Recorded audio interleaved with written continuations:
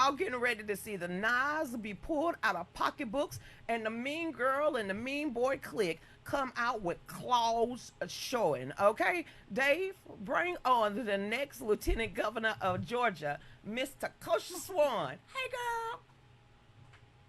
Hola, hola. Don't How you are gotta? you? Don't you gotta be somewhere in about 17 minutes? I do. I'm in my car, and I'm trying to figure out. I said I hate that this background is on here because I didn't put it on there, and I'm like, I don't even know how to take it off. Well, don't worry about it because you know what? It says it shows that the leaves are wet. Well, you're gonna need that water because it's gonna be a lot of thirsty politicians coming up inside of the state of Georgia. I heard what you just said. I know, but and that's okay. They can come. They can come. How you got right now? You're getting ready to go speak with someone that's running for the chairman, who is our current chairman of the GOP of Georgia, and that is Josh McCoon. Well, you have a video going live and around right now with his opponent, which is David Cross, endorsing Brian Kemp for office. Why did everybody jump the gun before Brian Kemp? I said that he was going to be the regent of UGA. That's what a chancellor. But didn't nobody believe me. So if he just happened to become chancellor of UGA, I'm gonna wear my shirt. We the people told you so. Wear your shirt. Yeah, I was getting ready to ask you for. He's endorsing him for what office? Senate, But okay. Senate. He endorsed him for Senate. I don't know if he was trying to get out there before Josh McCoon did, but I would figure that the current sitting chairman of the GOP will have a closer ear to the wall of the mansion than someone that's actually running for the chairman. But this is politics inside of the state of Georgia. So you're running for lieutenant governor right about now. How is that going? It's actually going well. So, this is my second run because I ran for state house back in Mm-hmm. 2018, and I think I was on your show back then too. Mm-hmm. And ran for state house in 2018, and that run was, later on the Lord showed me that wasn't a race to win. That was a race to learn and gain respect in Georgia, and on both sides, right? Because I'm in a blue area. It's like my neighborhood is red, but everything around us is blue. And so what happened is I went into places where Republicans don't go, quite honestly, in Georgia, Right. and gain respect in those places to where now if I, when I step up into those places and there aren't Republicans in there, it's mainly, Democrats, but it's Democrats who they know who I am, um, because people are people. Yes. So we don't have to agree in order for me to say, okay, but I'm here for you, right? It's like a parent, right? Our kids don't always agree with us, but we still take care of them and do the best that we can, right? And so that's how I move, right? So of course, a lot of things that the Democrats do, I do not agree with, but at the same time, You have to if work you with running them. for office and you saying that you for the people, then you need to find commonalities and you need to be for the people and do the best that you can to provide that. And so that's why I'm out here to bring unity. There are no elected African American public officials on the Republican side in Georgia. Nope. And so that voice is needed. So I don't care if you Republican or Democrat. If you're black, you grew up in a black community, you know how it is to be black. I don't care what your party is, and you need a voice on the other side. It doesn't make any sense that every black elected official in Georgia is on the Democratic side. What? So what do you Well, want then to see some how things can that that help you? what do you want to see some things done as being the future lieutenant governor that other lieutenant governors did not do? Um, so what I would like to focus on is one thing is healthcare access because when it comes to Georgia, we're the number one state for business, but when it comes to access to healthcare, we're way down there in the 40s. the low 40s, close to 50s, and so um, we have to really work on healthcare. Now, when it And comes to so, the healthcare, because we are 159 counties, and a lot of these counties are very small and under 80,000, like majority of them are under 80,000, still inside of the state of Georgia. When it comes to that, are you going to tap in to the funds that are already there? Are you going to reestablish these clinics and these hospitals? Or how are some ways that you can actually accomplish that, especially for the small rural areas? yeah, so some of the hospitals that have been closed down, yes, I would like to open those hospitals back up. I mean, within the last 10 years, I think about maybe 13 hospitals have been closed down because of finances. And so we can't, continue to let those type of things happen. And it hasn't been a focus for Georgia.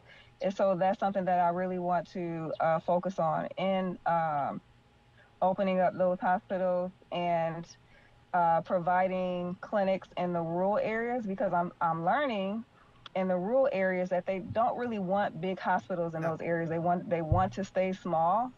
So you got to look at what the people want, because if you try to move something in that they don't want, they'll vote it down, and now they still don't have what they need. So you have to find out what do they want, what do they need, in their areas, what do they feel comfortable with. So in the rural areas, it's more like clinics, but in the spaces where the hospitals have closed down, I do want to work on opening those hospitals back up.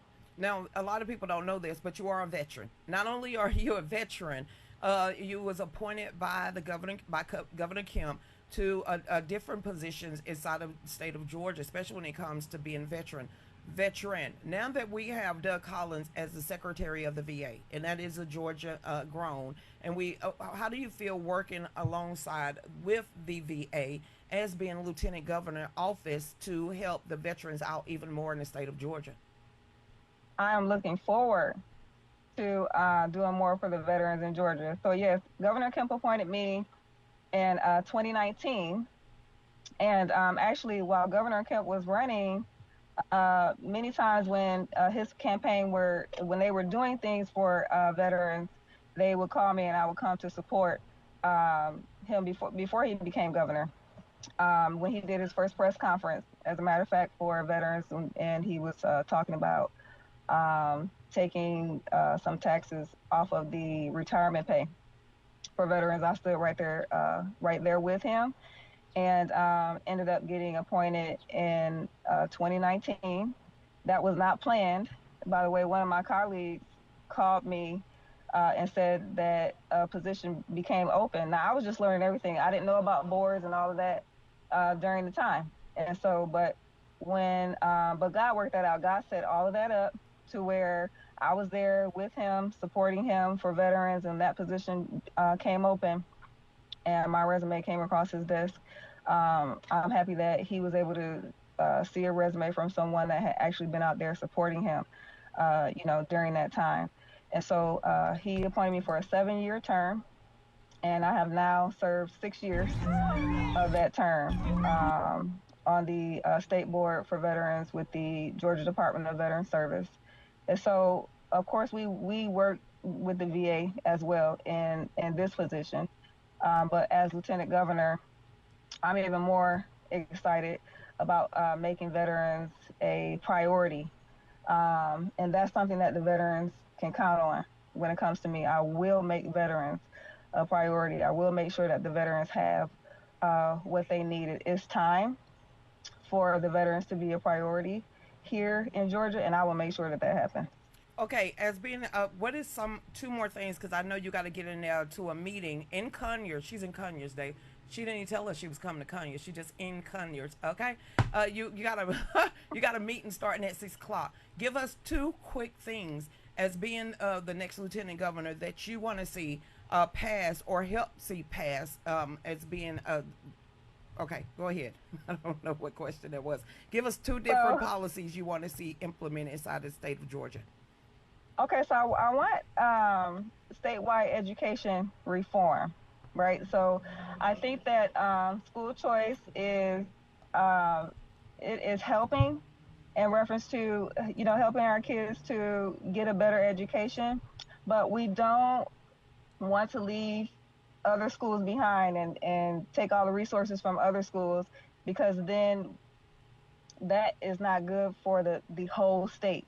It's not for the good of the state for everybody to go to just certain schools that are, highly rated, and then we don't really support the lower rated schools, because could cause schools to shut down in Georgia. So everything that I do is going to be, focused more on like statewide. How can Georgia be better as a whole, and not just certain areas? So definitely statewide education reform, to advance our children, no matter where they are, that they can get the type of education that they need in the state of Georgia. And also businesses. So we're the number one state for business, but I would like to level the playing field when it comes to funding for businesses. We got big businesses here, and that's for a reason. The big businesses do what they're supposed to do, but we can't forget about the smaller businesses, and we need to level the playing field when it comes to funding for smaller businesses. And so I definitely want to make sure that there are more options, and there are much more funding and resources for our smaller businesses in Georgia as well. So, Takosha, I'm gonna give you the last words, because I can see you need to be in there shaking hands. Okay, you need to be in there shaking hands, passing out flyers, passing out business cards. Especially, you got 6 minutes to get in there, and I'm sure Josh McCoon is already in the building shaking hands. So go ahead and close us out right quick, and let everybody know what you're running for next time. You'll be right here for 2 hours. That'll be great. Go ahead. Okay, everybody. So I'm in Georgia. I'm running for the Lieutenant Governor of Georgia. My name is Takosha Swan. My website is Takosha, the number 4, Georgia.com. So you could go in there if you would like to learn more about me, or reach out to me and my team as well. And I look forward to coming back and spending some more time with Lucretia, who I've known for years and who has always been very supportive of me. And I appreciate you, girl. Love you. Now get in there, shake some Love you too. hands, kiss some babies, and Dave said, shake the babies and kiss hands. Don't do that, Takosha. And Oh Lord, no, Dave. so we're gonna see you soon. Good luck with tonight. God blessing on tonight, and I'm so proud of you. Thank you. All Thank right, you so much. I everybody. appreciate it. We'll be right back. And Rachel, I see your message, and Dave will have you that Zoom link coming up. Everybody, stay tuned. Go ahead, babe. Dear friends, family, and supporters, my name is Nadia Hamilton, Lucretia's niece, and I'm reaching out with an urgent plea to help save the home of Lucretia Hughes, a true American patriot, a devoted mother, and passionate advocate for freedom. Lucretia has faced unimaginable challenges, including the tragic loss of her son to gun violence in 2016. Yet she continues to fight for saving America, our veterans, and your Second Amendment rights with unwavering strength. We are launching this Give, Send, Go campaign to raise $350,000 to help Lucretia keep her home, provide stability for her family, and continue the messaging for our country. Your support can make a real impact. Lucretia has always been there for others, speaking out against injustice and supporting causes that matter. Now it is our turn to stand by her. Every donation, no matter how small, brings us closer to securing her home and giving her the peace of mind she deserves. Click the link below to contribute any amount you can. Every dollar counts. If you can't donate, please keep Lucretia and her family in your prayers.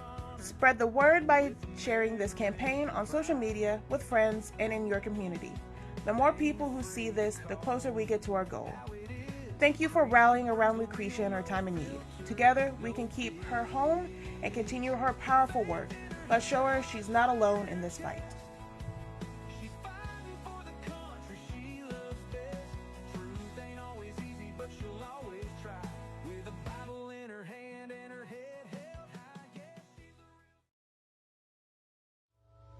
Politicians are very good at playing with words.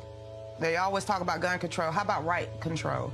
Because when you go against the Second Amendment, that's our right. That's our God-given right, not only by God, but by the founding fathers. So why don't you just call it what it really is, right control? You're taking our rights away. You cannot regulate evil. Evil is evil, and evil is always going to be persistent, and it's always going to be here. So why get rid of our ability to protect ourselves? The Second Amendment rights.